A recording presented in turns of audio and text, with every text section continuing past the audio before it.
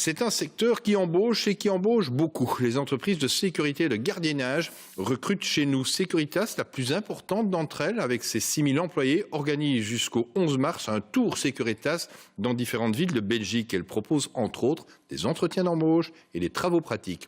Reportage Lucie Dendoven. Ici, on embauche à tour de bras. 300 jeunes se pressent dans cette salle de concert convertie en foire au recrutement. Première étape, ce tableau pour fixer l'heure du rendez-vous.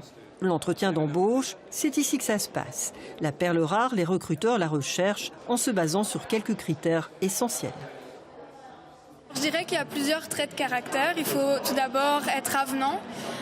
C'est quelque chose qui est très important pour nous, mais aussi savoir travailler avec des procédures et bien évidemment gérer son stress, car les agents de gardiennage peuvent être confrontés à des situations qui ne sont pas toujours évidentes à gérer. Elisa est plutôt cool. Elle fête aujourd'hui ses 20 ans et vient de passer son entretien. Elle a plutôt bon espoir. Je vais commencer comme job student et on verra bien. Vous ne sentez pas un peu fluette, petite pour faire ce job?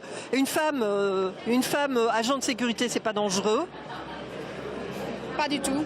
Je suis petite mais forte et je me débrouille à ma façon. Je crois que j'ai pas peur de rien.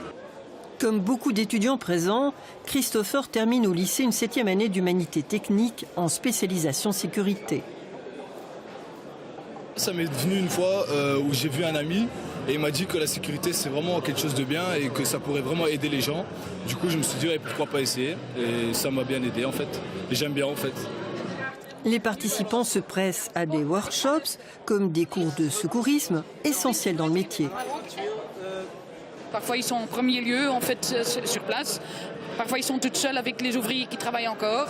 Et alors s'il se passe quelque chose, ils doivent intervenir et faire les premiers soins. Les entreprises de sécurité n'arrêtent pas de recruter. Le phénomène s'est particulièrement accentué, paraît-il, depuis les attentats du 22 mars à Bruxelles.